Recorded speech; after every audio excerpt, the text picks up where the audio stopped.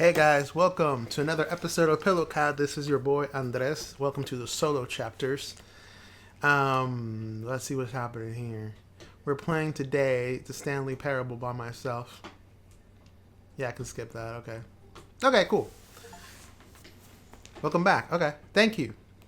Anyway, we are playing the Stanley Parable by ourselves this time because Nani got sick playing it. So I decided to play by myself this time. So let's see what we can do.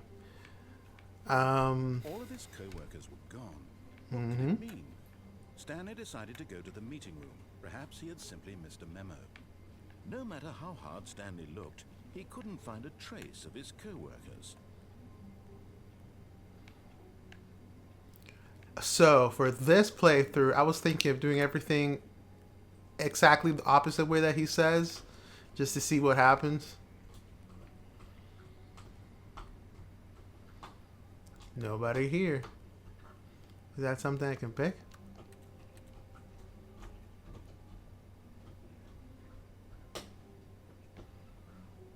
Okay. Nothing. So these windows can let you see inside these rooms, but these outside windows, oh, okay. They lead to nothing. I was going to say. But what do I know? Okay. When Stanley came to a set of two open doors, he entered the door on his left. You see the window to nothing. The door on my left. Okay, I'll take the right. This was not the correct way to the meeting room, and Stanley knew it perfectly well. Perhaps he wanted to stop by the employee lounge first, just to admire it.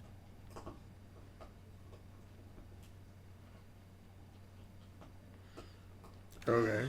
Yes, truly a room worth admiring. It had really been worth the detour after all, just to spend a few moments here in this immaculate, beautifully constructed room. Stanley simply stood Yay. here, drinking it all in. But eager to get back to business, Stanley took the first open door on his left.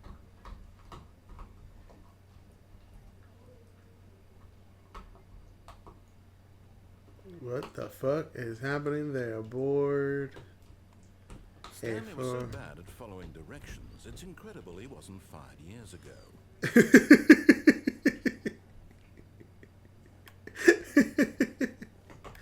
It's incredible it was a fire years ago.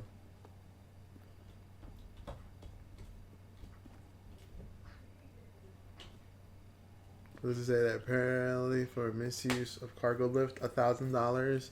Penalty for jumping off the cargo lift, $5,000.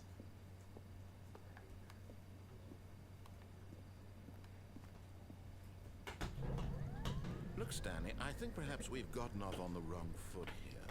I'm not your enemy, really, I'm not. I realize that investing your trust in someone else can be difficult, but the fact is that the story has been about nothing but you all this time. There's someone you've been neglecting, Stanley. Someone you've forgotten about. Please, stop trying to make every decision by yourself. Now, I'm not asking for me, I'm asking for her. For her? Who's her? Stanley, your chance to redeem yourself, to put your work aside, to let her back into your life. She's been waiting.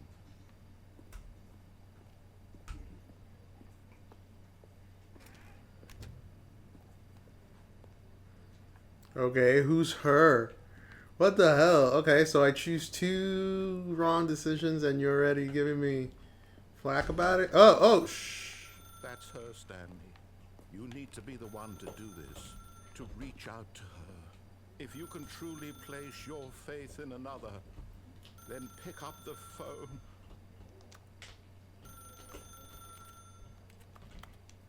Well, I'm trying. I'm trying to pick up the phone.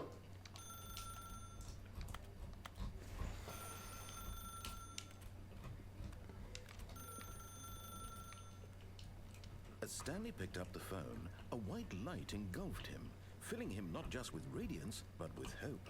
Hope for a life reunited one... Wait. Oh, goodness. Oh, goodness. Stanley, did you just unplug the phone? No, that wasn't supposed to be a choice. How did you do that? Oh, no. Chose incorrectly. I didn't even know that was possible. Let me double check. What? No, it's definitely here, clear as day. Stanley picks up the phone. He's taken to his apartment where he finds his wife, and the two pledge themselves to one another. Music comes in, fade to white, roll credits. Not What? is actually somehow an incorrect course of action. How is that even possible? None of these decisions were supposed to mean anything. I don't understand. How on earth are you making meaningful choices? What did you... Wait a second. Did I just see... No, that's not possible. I can't believe it. What? I've not noticed it sooner. What's happening, bro? Stanley, you're a real person. Oh. Oh, my God. I can't believe I was so mistaken. This is why you've been able to make correct and incorrect choices. And to think I've been letting you run around in this game for so long. If you'd made any more wrong choices, you might have negated it entirely. It's as though you completely ignored even the most basic safety protocol for real-world decision-making. Or did you not grasp the severity of the situation? Okay. I won't have that kind of risk on my watch. I'm going to stop the game for a moment so we can educate you properly on safe decision-making in the real world. Please observe this helpful instructional. Oh, please don't. Please don't. Oh, my God. But if used incorrectly, can also be the most dangerous. For example, in this scenario, a hypothetical real Why? person named Rupert has a choice. He could invent a machine that eliminates food shortages across the world to make Whoa. life better for all people. Uh-huh. Or he could spend years of hard work forgetting how to read. What? Which choice would you make? Remember that What? unlike here, the real world makes sense, and at no time should you make a choice that does not conform to rational logic. If you find yourself speaking with a person who does not make What the sense, hell? in all likelihood, that person is not real. Allow the person to finish their thought, then provide an excuse Their why thought? you cannot continue talking. Thort? Turn I thought to he said a Thort. partner and practice saying, "My goodness, is it 4:30? I'm supposed to be having a back, sack, and crack." Excellent. On a regular basis is the best part to a healthy decision-making process. Barely gave me time to practice. Professionals recommend making at least 8 choices per day. Do you make more than 8? Less? And finally, if you begin to wonder if your choices are actually meaningful and whether you'll ever make a significant contribution to the world, just remember that in the vast infiniteness of space, your thoughts and problems are materially insignificant, and the feelings Wow. will subside. At this time, Wow. your instructor will guide you in an exercise to test and reinforce the material covered in this video. Ah, welcome back. You may have noticed that this room has begun to deteriorate as a result of narrative contradiction. But not to worry. Now that you're properly informed on good decision-making, we're going to revisit a choice you made just a few minutes ago and see what the correct thing to do would have been. This way, please. Can I choose not to do it?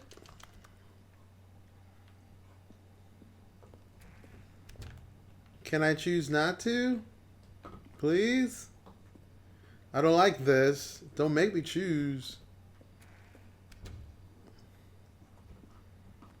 Are we going? We have to go back, all the way back.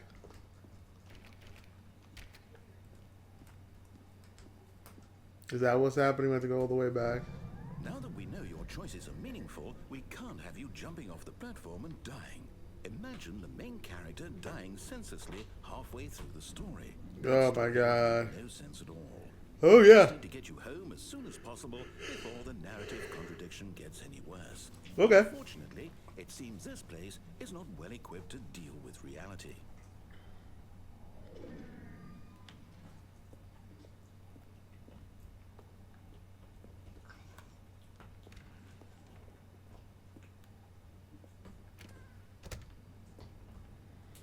Okay.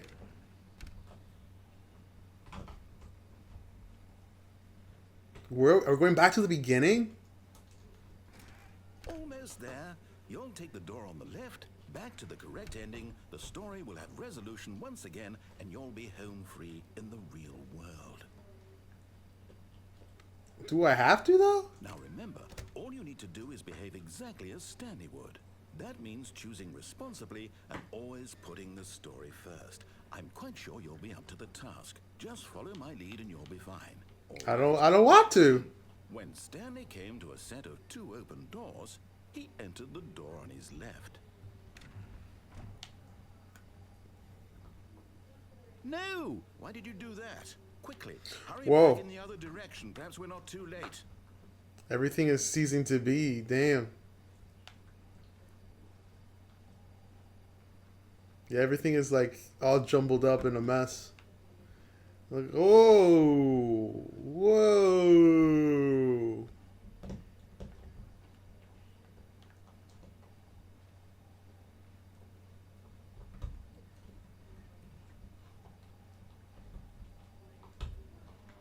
Okay. It's ruined. I can't believe, after everything we talked about, that my story, you've destroyed my work. Why? What? What did you get out of that? What did you think was so special about It's okay. this game undone, left here like so much garbage? It's worthless now. And what am I supposed to do? Even if there were a way to continue, would it be worth it? To know that my story is now incorrect? How can I go back to that? I can't erase that knowledge. I'll have to live with it forever, reliving its impossibility forever. I couldn't live that way. Is it better to shut the game down entirely? To willingly destroy all of my work? Whoa.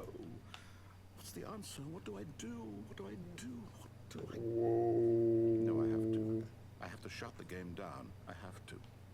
I have to. Whoa.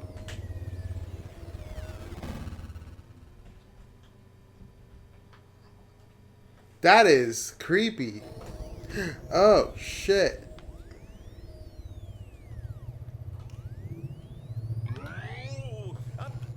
I'm here. I'm still here. Here in this pile of rubbish. With you. You. Who thought you were so clever. Now look where we are. My entire game is destroyed. It was the only thing in the world that was mine, and you've run it into the ground. Okay. Did you think that would be funny? Yeah. You just had to see? Didn't I impress upon you how important it was to be like Stanley?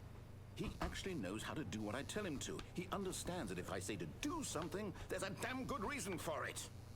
That thought hadn't even occurred to you, had it? Nope. That there's a world outside of you? You're a child. What?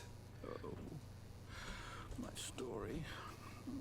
I can't go If you'd anywhere. just gone through the door on the left, you would have seen it. There was a whole underground facility. You would have destroyed it and been victorious. It would have been so perfect. I worked so hard on it. I tried so hard to make...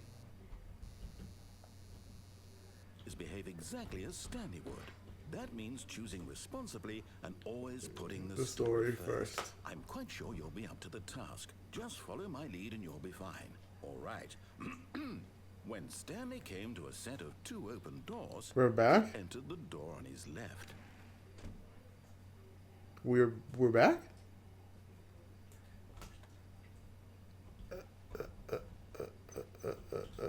No! Why did you do that? Quickly, hurry back. Exactly as What? Stanley would.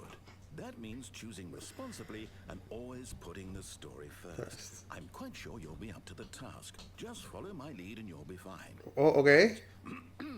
When Stanley came to a set of 2 open doors, he entered the door on his left. Okay, I'll go to the left then. Is everything back to normal? Yet there was not a single person here either.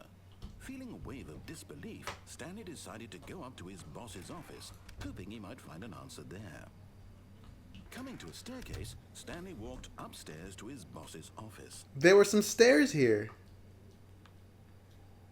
There were some stairs there. They could go downstairs. What the fuck?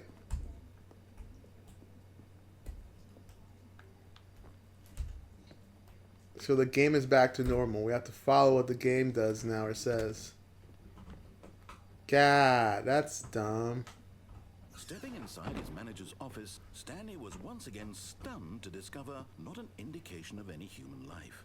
Shocked, This is unraveled, different, though. Stanley wondered in disbelief who orchestrated this, until he saw the door with a voice receiver next to it.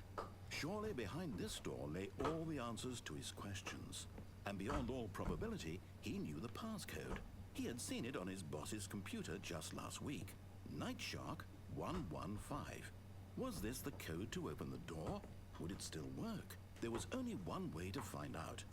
Stanley had been trained never to speak up, but now he would draw from within himself the courage to face the unknown. He drew a sharp breath and then spoke the code.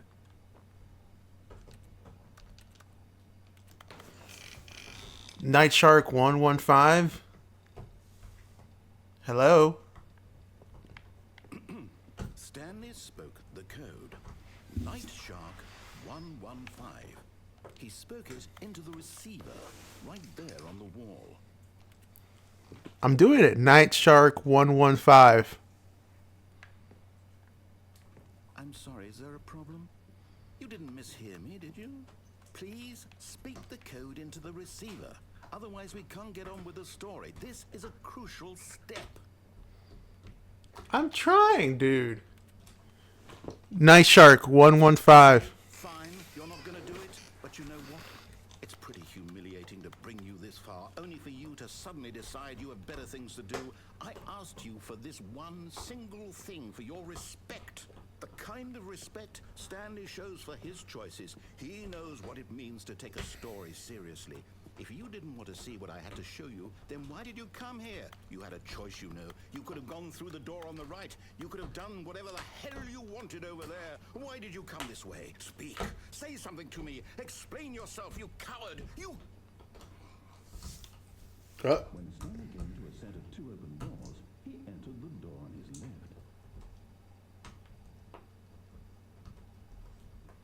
Stanley? Hello? Are you... Is everything okay? Stanley, What's happening here? The end? I need you to walk through the doors. Are you listening to me? Can you hear me? Is everything all right? What the hell? Important. The story needs you. It needs you to make a decision. It cannot exist without you. Do you understand me? Whatever choice you What make, happened? correct. You cannot be wrong here. We can work together. I'll accept whatever you do. I simply need you to take that step forward, please. Choose What the fuck? something. Listen. This is more important than you'll ever know. I need this. The story needs it. So, you hear me? Are you there? You listening to this? Stanley, are you there? I'm here. I don't know what to tell you. Okay, I promise. You need time to decide.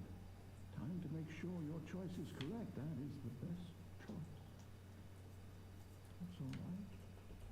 I'll wait for you to decide what's the right thing. Sorry, Leroy. Take as much time as you need.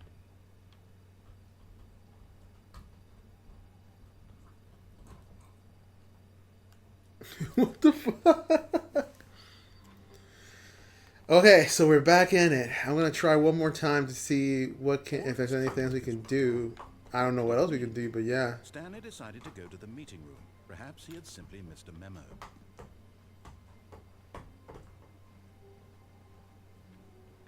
I'm gonna go downstairs and the stairs when I get that choice. When Stanley came to a set of two open doors, he entered the door on his left.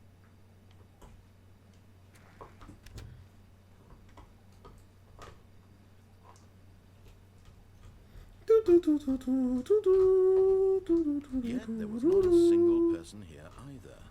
Feeling a wave of disbelief, Stanley decided to go up to his boss's office, hoping he might find an answer there. Nothing. Boss's office. You see, there is a stairs Coming to a downstairs. staircase, Stanley walked upstairs to his boss's office.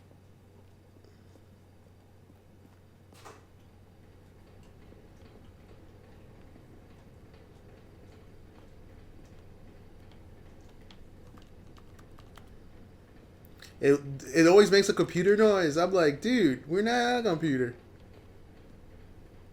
But Stanley just couldn't do it.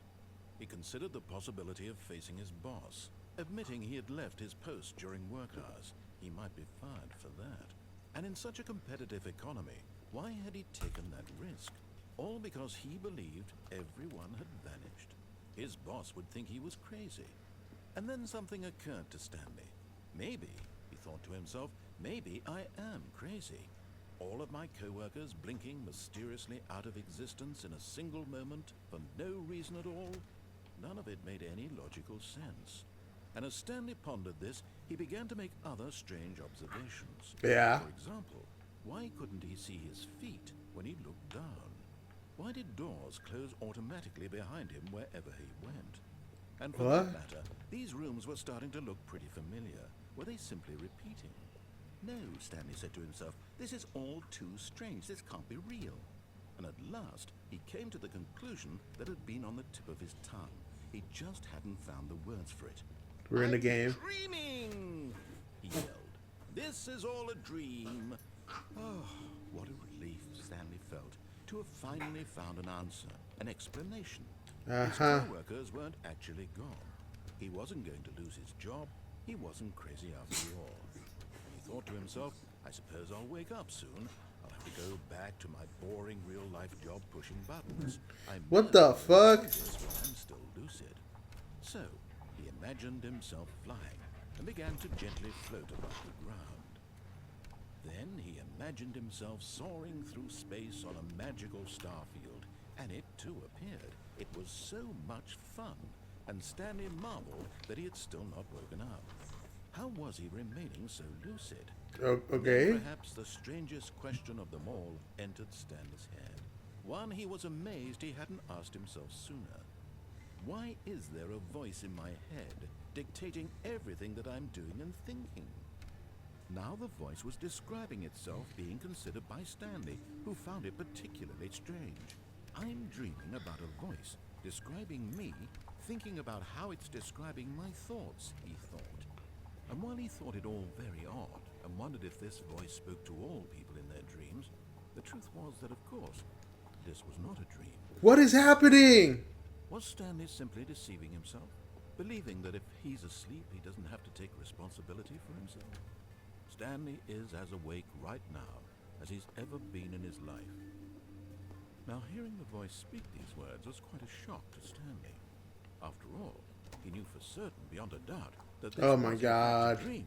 Did the voice not see him float and make the magical stars just a moment ago? How else would the voice explain all that? This voice was a part of himself too. Surely, if he could just... He would prove it. He would prove that he was in control, that this was a dream. So he closed his eyes gently, and he invited himself to wake up. He felt the cool weight of the blanket on his skin. I can't see The shit. of the mattress on his back. The fresh air of a world outside this one. Let me wake up, he thought to himself. I'm through with this dream. I wish it to be over. Let me go back to my job. Let me continue pushing the buttons. Please, it's all I want. I want my apartment, and my wife, and my job. All I want is my life exactly the way it's always been. My life is normal. I am normal. Everything will be fine. I am okay. Nope. Stanley began screaming. Please, someone wake me up. What? My name is Stanley.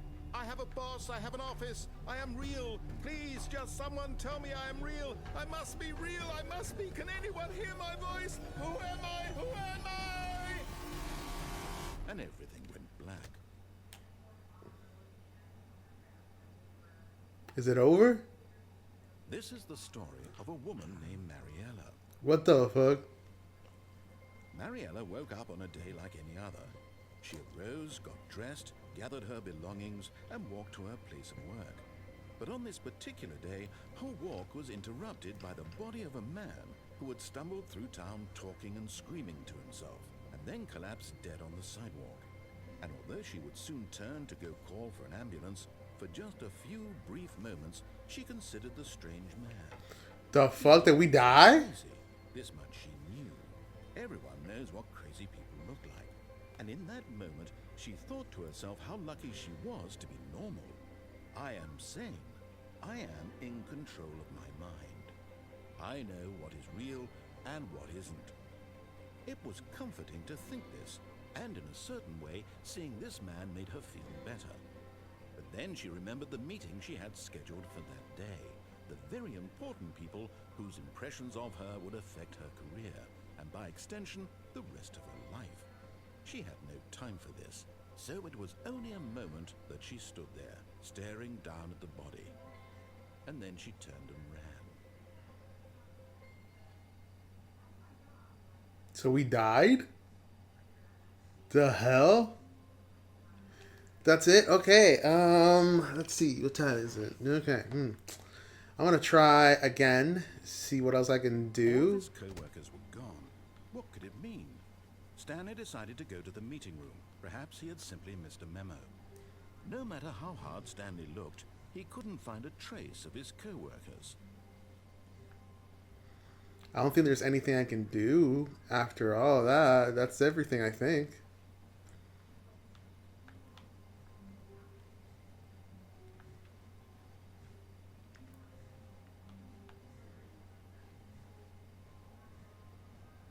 When Stanley Oh, came I to know the what I set can of do. 2 open doors, he entered the door on his left. I know what I can do. I can choose to not turn off the machine and not set free. Yet there was not a single person here either. Ooh, I climbed the Feeling chair. a wave of disbelief, Stanley decided to go up to his boss's office, hoping he might find an answer there.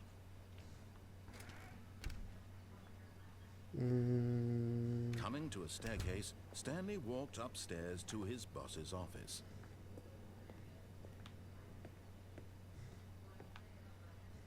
Executive bathroom. Oh, okay. You see, this was the office originally. Stepping into his manager's office, Stanley was once again stunned to discover not an indication of any human life. Shocked, unraveled, Stanley wondered in disbelief who orchestrated this. What dark secret... I forgot the was being password, by held the from way. him? What he could not have known was that the keypad behind the boss's desk guarded the terrible truth that his boss had been keeping from him. And so the boss had assigned it an extra secret PIN number. 2845. But of course, Stanley couldn't possibly have known this. Yet incredibly, by simply pushing random buttons on the keypad, Stanley happened to find the correct code by sheer luck. Amazing. He stepped into the newly opened passageway. That's what it was. I just pushed numbers until it opened.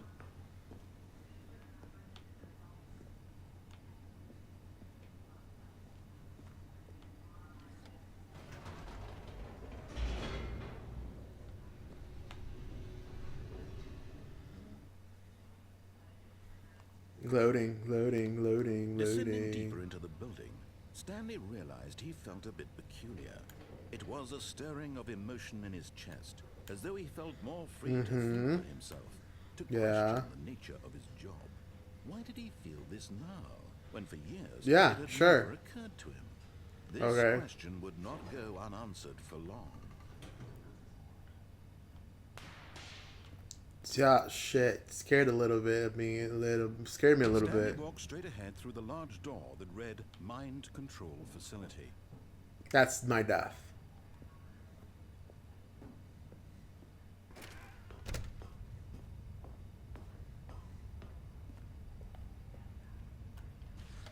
The lights rose on an enormous room packed with television screens. What horrible secret did this place hold? Stanley thought to himself. Did he have the strength to find out? There we go. It opened up. I know that I have to do. I know where I have to go. Oh, there it is. Now the monitors jumped to life. Fired. Oh, that guy got fired. That guy got fired. Each bore the number of an employee in the building. Stanley's co-workers. The lives of so many individuals reduced to images on a screen.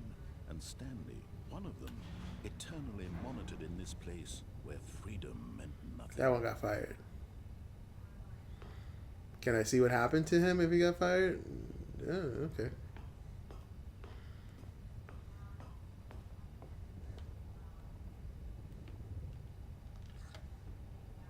This mind control facility, it was too horrible to believe. It couldn't be true. Had Stanley really been under someone's control all this time? Was this the only reason he was happy with his boring job? That his emotions had been manipulated to accept it blindly? No. He refused to believe it. He couldn't accept it. His own life in someone else's control? Never. It was unthinkable, wasn't it? Was it even possible? Had he truly spent his entire life utterly blind? No! No, he didn't. Yes, he did. But here was the proof. The heart of the operation. Yep. Controls labeled with emotions. Happy, or sad, or content. Walking, eating, working. All of it monitored and commanded from this very place. And as the cold reality of his past began to sink in, Stanley decided that this machinery would never again exert its terrible power over another human life. That's what you For think. he would dismantle the controls once and for all. We didn't turn it off. We turned it off last time. Let's turn it on. Oh, Stanley, you didn't just activate the controls. After they kept you enslaved all these years, you go and you try to take control of the machine for yourself. Is that what you wanted? Yes. Control? Oh, Stanley, I applaud your effort, I really do. But you need to understand, there's only so much that machine can do. You were supposed to let it go. Turn the controls off and leave.